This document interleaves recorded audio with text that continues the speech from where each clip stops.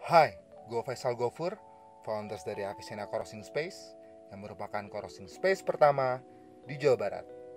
Avicenna Co-working Space merupakan brand yang bergerak di coffee industry, khususnya penyewaan tempat dan fasilitas roastery. So, selamat datang di Avi Channel. Di segmen Dose of Inspiration and Tips ini, kita akan ngebahas seputar soal kopi, perjalanan hidup, dan tentunya hal-hal lain yang berkaitan dengan bisnis. Gua Faisal. Once again, welcome to Do It.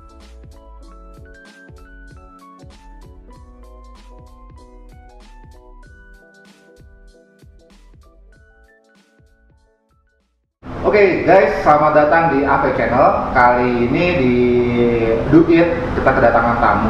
Anjir ya, tamu besar nih. Oke bro, apa kabar? Kan mulai COVID.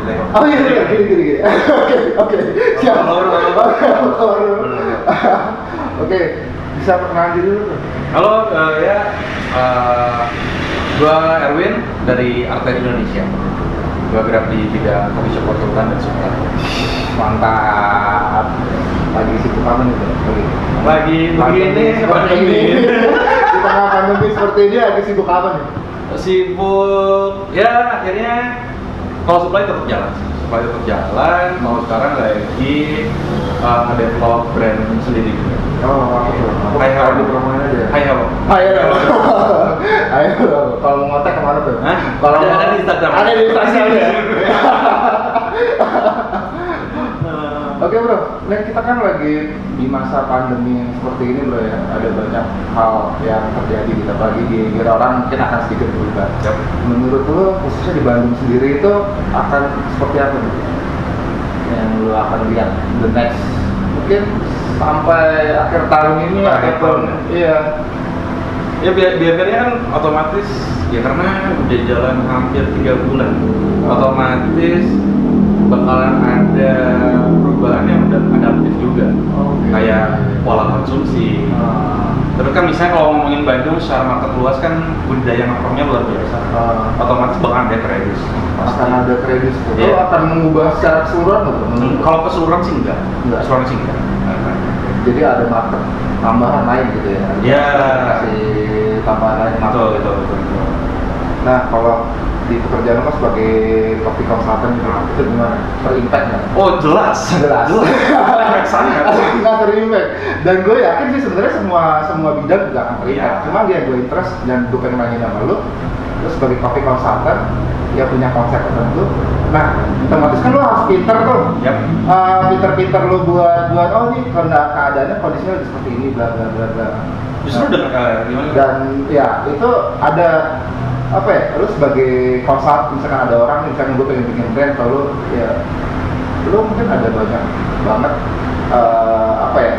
konsep yang dikasih kepala lu. Tapi sebelum lu decide itu lo kriterianya apa gitu? Yang paling jelas dia mau konsep produknya apa, konsep brand seperti apa, dan marketnya mau apa. Itu intinya dulu sih.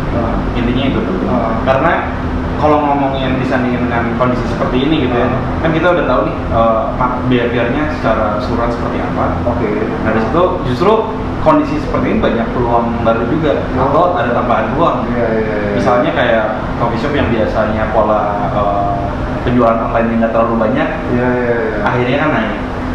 Atau yang nggak punya, bahkan dia sangat benar-benar tidak bermain online, akhirnya di situ ada peluang yang sangat besar. Kan contohnya kan kalau kayak yang udah kejadian kemarin penjualan botolan yang luar biasa. Bahkan ada yang nyampe 50.000. Malu takdiran tuh. Botol pusing nggak Pak?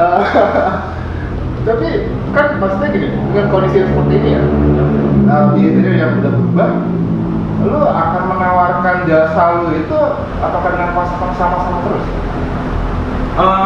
Kalau ngomongin konsep yang sama terus itu bakalan dipertahankan.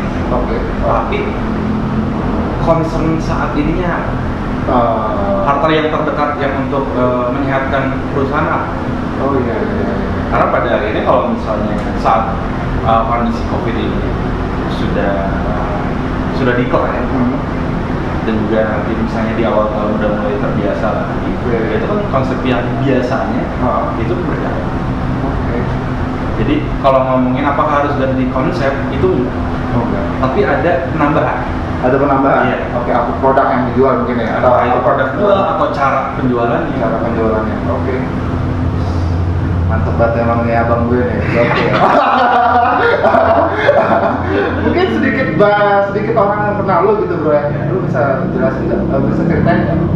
Lu awal mulanya sebelum ya lu decide buat jadi coffee consultant ya, lu Erwin itu siapa sih? Siapa sih? Sebelum terkenal sekarang gitu. Itu siapa sih gitu? Aduh. Sebenarnya kalau masuk ke industri F&B aja sebenarnya nggak sengaja sih. Oh. Jadi waktu dulu zaman kuliah, dulu kelihatan banget doanya gue. Zaman kuliah itu sempat bikin iseng-isengan proyekan sama kampus. Oke. Nggak berhasil. Tapi di situ gue dapetin experience ternyata industri F&B itu seru. Tapi background pendidikan apa? Di Unpad, Universitas Katolik Parahyangan. Di Fakultas Sosial Politik, gue ngambil jurusan ya? ngambil jurusannya administrasi bisnis. Oke. Kalau ngomongin relate, sebenarnya cukup relate sih karena ya nggak beda jauh sama manajemen. Nah terus dari situ akhirnya gue lulus, gue ditawarin untuk memanage coffee shop. Oke. Itu gue belum ngerti banget sama sekali. Espresso, cappuccino, manor. Gue masih main kopi sobek kalau salah. Kopi sobek ya. Cuman akhirnya berjalannya waktu, gue disodorin terus sama barista. Sama barista gue, cobain. Nah di situ akhirnya gue nemuin bahwa kopi lebih dari ini. Oh iya. Itu 2000. Itu 2015. Sampai akhirnya itu ya decide dulu jadi coffee consultant apa? Belum. Karena gue saat itu coffee shopnya tutup. Oke. Coffee shop teman gue ini harus tutup karena sewanya selesai. Siap. Karena sewanya selesai. Akhirnya gue concern sama produknya. Akhirnya gue nyobain jadi barista, belajar jadi barista. Jadi itu gue jadi barista itu gue di 2016 ya. Jadi dari 2016 tuh gue jadi barista, tapi gue juga karena punya background memanage, akhirnya gue minta kantor, minta purchase dan lain sebagainya. Oh, dan dari situ baru lo bisa. Project pertama lo? Project pertama gue di Braga, Jalan Braga, Bandung. Itu 5 Rasa. Warung kopi 5 Rasa. Ya. Project pertama lo itu ya? Pesan lo handle project pertama gimana? Wow.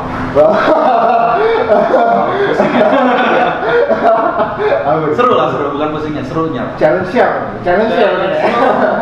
itu nyamain persepsi antara kita dan klien. Nyamain persepsi. Itu yang paling susah. Kadang kan klien punya angan-angan apa, sedangkan teknis di lapangannya tidak semudah itu.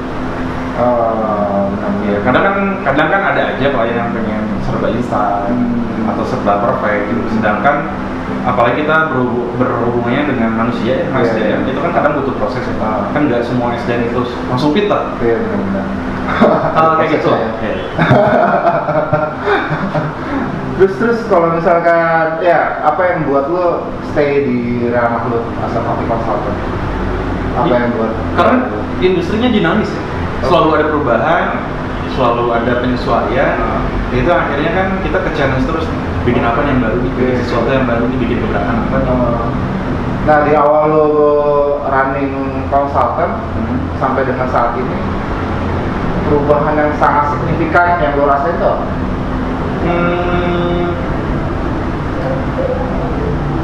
Karena gue yakin bisa maksudnya karena gue yakin setiap konsep yang lu buat pasti kan itu ada yang berkembang gitu ya, iya kan. Nah yang gue lihat ya berdasarkan kondisi yang tadi yang diceritain lah. Nah apa nih perubahan signifikan di Bandung khususnya dari awal lu yang rasa sampai ini apa? 2 poin utama sih, pola konsumsi sama apa yang lu tawarkan, tepat apa yang lu tawarkan. Karena kan maksudnya perkembangan coffee shop dari 2016 ke 2020 itu kan luar biasa. Iya, parah. luar biasa. Nyampe akhirnya kalau ngomongin pola konsumsi, ya kita tahu lah di 2016-17 mungkin es kopi susu belum segitunya kan. Ya kan? Jadi masih polanya kopi hitam, manual, itu yang lagi naiknya kan di 2016. Terus juga mungkin ditemannya sebatas non kopi. Tapi makin kesini pola konsumsinya berubah banget kan. Berubah banget. Nah terus impactnya kalau ngomongin tempat apa yang dari segi tempat apa sih yang lo tawarin? Karena banyaknya pemain. Akhirnya setiap tempat itu tuh punya identitasnya masing-masing. Gue kalau mau nongkrong gue kemana? Gue kalau mau ngobrol gue kalau punya itu gue kemana? Akhirnya lo punya pilihan tempatnya masing-masing. Terus kalau misalkan kayak gitu ya, maksudnya kayak orang mungkin banyak konsep dan lu mengartikulasikannya kayak gimana? Ya tadi kan kayak lu bilang kan, oh ini tempat buat nongkrong, bla bla bla bla bla. Nah lu mengartikulasikannya itu ke customer itu kayak gimana? Itu kan didukung dari desain, paling utama itu sih. Oh desain? Iya, desain tempatnya. Dari desain tempat. Itu kan yang benar-benar ngasih fasilitas buat konsumen. Dan juga polanya mungkin orang sekarang kayak sosial media gila-gilaan kali ya. Pengen eksis kali ya, jadi foto-foto. Iya. Naikin status sosialnya gitu. Dan apa ya? Kalau gua agak itu kan tadi kan dari apa cara lu mengartikulasikannya ya. Terus menurut lo ada hal lain nggak sih selain dari itu apa ya? Lu kasih itu ke customer gitu ya, lu kasih identitas, terus apa sih nextnya setelah lu udah ngasih itu semua? Nextnya kayak perjalanan bisnis lu udah setahun atau 2 tahun gitu ya. Kan kalau ngomongin apa sih yang kita kasih gitu, itu kan maksudnya bukan cuma jadi desain doang. Desain itu kan mendukung fasilitas apa yang lo kasih dan juga ambience apa yang lo kasih. Tapi ambience itu kan melulu tentang tempat. Ada juga dari kayak lagu yang lo mainin apa sih? Oh iya. Market lu siapa sih? Apakah desain lu atau brand identity itu sesuai dengan market yang lu datengin apa? Jadi poin utamanya ini bagus. Nah terus kalau ngomongin kedepannya seperti apa, kita nggak pernah boleh lari dari main identity kita. Jadi main value kita apa yang kita kasih? Kita ngasih experience apa nih buat customer? Orang balik lagi itu apa hanya sebatas karena produk, apa hanya sebatas karena tempat itu bagus. Itu semua bakalan tergantikan. Karena bakalan ada orang yang bisa bikin produk lebih bagus. Dan akhirnya kita harus mendevelop sesuatu secara Jadi kalau ngomongin as a product top, gua nggak setuju. Oh banyak kan? Itu harus selalu ada perkembangan, harus selalu ada pengembangan. Kita misalnya di mana ada orang yang pintar bakal selalu ada yang lebih pintar. Jadi itu ya kompetitif aja. Nah tapi kalau misalnya bicara soal market mana yang lu tuju gitu ya gue melihat mungkin kayak ketika lu kasih lihat ke gue lah yang tadi yang soal peluang bisnis.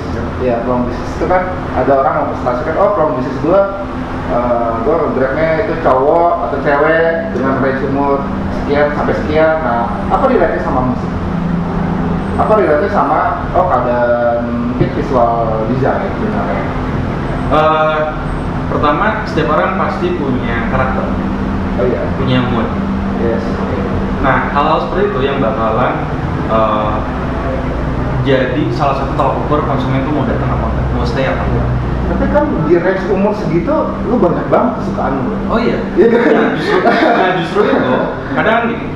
Ada orang milih karena karakternya dia seperti itu. Gue senang sesuatu yang hangat, suasananya hangat, suasananya santai. Tapi ada juga konsumen yang dia lagi pengen kayak gimana sih? Gue lagi pengen santai, gue mungkin ke tempat A. Gue lagi pengen meeting, gue nyari tempat yang B. Jadi penyesuaian itu selain antara karakter lu seperti apa, tapi apa sih yang lagi lu cari saat itu? Jadi apapun konsepnya, apapun brand identity-nya, dia bakal selalu punya marketnya masing-masing. Marketnya itu tergantung identitasnya. Iya betul. Dan kalau lu sendiri, kopi konsultan cari identitas itu gimana? Balik lagi ke klien atau lu punya? Brainstorming ya, kita brainstorming. Kadang kan klien ada yang udah punya, gue pengen kayak gini, gue pengen tempat gue kayak gini. Ada juga yang memang menyerahkan penyesuaian dengan market. Oke. Market yang oke kayak gimana nih? Atau market apa yang mau lo tuju? Jadi kita nyesuaiin dari situ. Oke. Jadi tolak ukurnya itu antara request dari klien atau udah kita lihat market. Oke. Dari pengalaman lu bikin coffee shop, hal paling ngehek lu ketemu klien tau? Lu bridging sama Yang paling ngehe adalah saat gue udah setup, udah running, tapi kliennya nggak melanjut. Oh gitu. Itu ada. Tapi udah bayar-bayaran bla bla bla. Udah. Serius. Tempatnya nggak dijalanin akhirnya. Sayang banget. Ya itu gue konsep sedih aja. Sayang lah. Iya, rugi waktu juga ya. Iya rugi waktu. Walaupun itu udah turun gitu, cuman buat gue sayang aja itu. Wah. Itu kan kayak lu bikin karya, walaupun buat orang lain karya, tapi karya lu nggak ada di jalanan. Iya sebenarnya kopi konsultan itu juga menurut gua kayak lu bikin karya, Iya. kayak seniman aja lu bikin apa gitu ya, bikin karya lu ya. Itu lagi sayang lu aduh. Selama lu handle klien yang benar-benar yang lu bikin itu yang paling berkesan dan itu mungkin paling unik. Lu boleh mention. Kalau gue diperbolehkan, lu boleh nggak mention gitu? Jangan mention deh. Jangan mention. Tapi ada satu karena udah ganti ownership juga. Nyampe akhirnya itu baru tahun kemarin 2019 akhirnya itu dijual. Oh, satu brand. Iya, satu brand. Oh, jadi kalau gue mention mungkin kan owner yang baru nggak itu siapa? Nggak tahu kan. Oh gitu. Dan itu udah berapa store? Oh cuma satu store? Oh. Memang bukan orang sembarangan. Bukan kaleng sarden. Bukan kaleng sarden deh. Bukan kaleng pengguat. Buat sebut merek nggak apa-apa. Santai. Oke. Gue mau bahas sama lu soal new normal ya, lebih spesifik yang soal tadi itu. Menurut lu new normal sendiri itu akan seperti apa sih? Karena kalau gue lihat gitu ya, kalau dari pemerintahan itu prosedur kesehatan, jadi sebenarnya seharusnya brand-brand itu udah punya prosedur kesehatan sendiri gitu. Ya soal cleanliness lah, soal dia maintain itu pasti semua brand itu ada. Dan sekarang mungkin orang-orang mau berbondong-bondong highlight itu gitu ya. Dan mungkin sedikit tambahan sanitizer dan lain-lain. Kalau dari lu sendiri new normal ini gitu. Kita mau impact sama bisnis lain. Buat gue new normal tuh sebatas transisi aja sih. Sebatas transisi aja. Pola ini tuh masih bisa banget kita jalan. Bahkan kita ngomongin pola itu sama dengan sebelum ada COVID. Kan bisa main subsidi. Jadi ya balik lagi kayak secara dine-in kita dibatasin. Harus sebagian nggak boleh dudukin ya. Biasanya kita ada 100 sebagian 50. Nah akhirnya kerasanya itu kan jatuh-jatuhnya kalau untuk yang usaha itu ke internal. Tapi di situ kan ada penjualan yang masih bisa dilakukan secara online. Itu jadi pintar-pintarnya kita sih buat diimbangin hal itu. Karena kalau gue sendiri sih pribadi, gue menyikapi new normal ini lebih ke arah mungkin akan ada masa yang benar-benar mempertegas online itu punya market yang oke gitu. Jadi lebih ke digitalnya sih. Segala sesuatunya itu udah ya menurut gue ini udah digitalisasi banget. Jadi mungkin sebelum kita lanjut, gue ada rapid test. Asik. Jadi bukan pemerintah doang nih yang punya rapid test, gue ada rapid test. Jadi cukup kayak lo milih yang mana, misalkan contoh ya, lo pilih gunung atau pantai. Nah, nanti lo ceritain kenapa. Oke, rapid test. Pertanyaan pertama, jadi barista atau outdoor things? Lo pilih apa? Apa? Outdoor things, let's say lo motor crossan atau lo naik gunung, lo akan pilih jadi apa? Outdoor things. Outdoor things, oke, nice. Terus yang kedua, filter kopi atau espresso base? Filter kopi. Filter kopi. Terus yang ketiga, Dian Sastro atau Tara Basro? Dian Sastro, oke. Yang terakhir nih, mengulang masa lalu atau enggak? Enggak. Enggak, oke. Kita bahas dulu yang pertama ya. Barista atau Outdoor Things? Kenapa tuh? Lu pilih Outdoor Things? Oke. Other things, lu bakalan selalu dapat insight baru. Oke. Itu kan dua-duanya sebenarnya sama-sama jadi media apa ya? Media lu buat tenangin diri.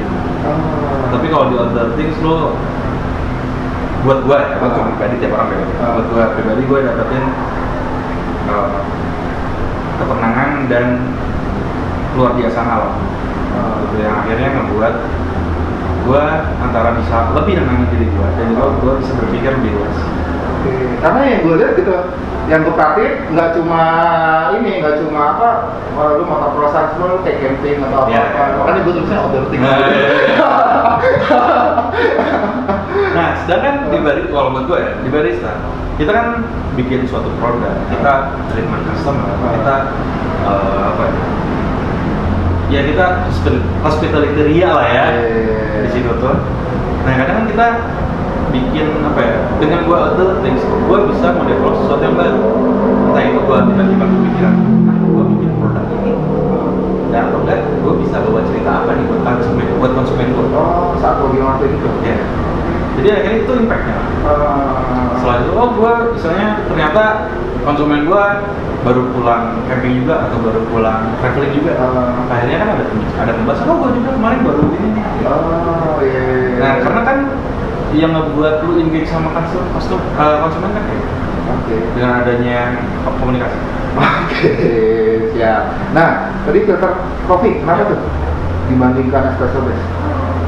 Ceritain nggak? Kenapa tuh lu milih? Kenapa gua milih filter ya? Kenapa gua ngambil espresso base? Kamu juga rapid. Seru aja. Sebenarnya kompleks. Dua-duanya sama-sama kompleks. Sama-sama kompleks dua-duanya. Kalau di filter kenapa sih dia gua sumber? Sama-sama kompleks, sama-sama enak. Tapi kenapa? Ada spesifik filter kopi yang lu suka nggak? Oh, spesifik nggak sih? Spesifik gue nggak punya. Atau misalkan karena buat gue kopi dari mana atau apa? Iya, gue nggak punya spesifikasi itu. Karena mungkin kalau lebih seru, karena mungkin apa ya? Cara lu bikin beda, satu variabel beda semua. Oh, jadi benar-benar nggak cuma pemilihan kopinya, cuma prosesnya sih gue, karena prosesnya yang gue terlalu unik buat gue. Gila, akan manual bubar sih. Oh, gue kalau pesan lebih sering gitu ya. Terus karena yang gue suka jalan prosesnya aja kalau lagi di rumah. Oke, yang dimana proses kita nggak pernah ngianatin hasil. Iya. Tadi Dian Sastro, Tara Basro, lu pilih Dian Sastro, kenapa? Pinter coy. Oh, pinter. Berarti lu lihat sesuatu tuh nggak cuma apa ya, untuk keluar yang. Kalau Tara Basro menurut gua tuh dia kalau Dian Sastro kan lebih canggih. Kenapa tuh? Saya ada Pinter tuh seksi. Wis, gila. Apa karena ADC waktu ADC juga lo ngeliatin lah gitu. Maka cinta nih. Gak cinta. Tapi lu mau Dian Sastro? Apa? Kalau udah. Oke, terakhir. Tadi mengulang masa lalu atau enggak? Kenapa enggak? Ya, Karena menurut gua kayak beberapa orang tuh kalau dikasih pilihan itu, ya andai gue saat itu milih begitu sisi ini, tapi lu kenapa nggak mau mengulang masa lalu? Lu bisa bikin sesuatu yang lebih baik buat gue. Lu kan maksudnya mengulang masa lalu. Andai gua gini, andai gua A, B, C gitu ya, buat gua ya nggak akan keulang juga, mau ngapain lu pikir?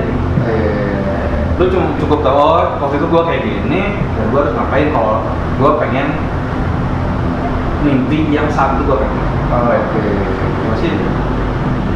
Berarti lu benar-benar nggak apa ya, nggak nyesel apa semua pilihan yang lu pilih satu dari sama sekali. Ini lu seneng seneng jalaninnya. Hidup tuh kan trial error. Iya. Hidup tuh trial error. Benar. Balik lagi ke proses itu. Iya benar. Oke bro, ya mungkin segini aja bro. Jadi buat teman-teman yang nonton Avi Channel ini, kenapa kita ngundang Kang Erwin ini buat kita ngajak ngobrol-ngobrol, itu karena nextnya Kang Erwin ini akan lead salah satu workshop kita. Nah, nanti buat kalian ya pantengin aja terus Instagram. Mungkin bisa mau di ini Instagramnya apa-apa? Instagram dulu kok. Kalau misalkan ada yang mau bikin coffee shop, segala langsung kontak dulu. Ya, caranya ntar datang ke workshopnya habis ya. Langsung ngobrol langsung. Instagram gua Muhammad Erwin atau Erwin FM. Jadi nanti si Kang Erwin ini akan melihat business development ya. Jadi business development tips. Ya, jadi kalian mungkin kalau mau kenal lebih dalam ya daftar aja di workshop kita. Oke bro, thank you banget atas kesempatannya. Ya sehat-sehat selalu, ya makin jaya. Makin jaya. Thank you juga bro.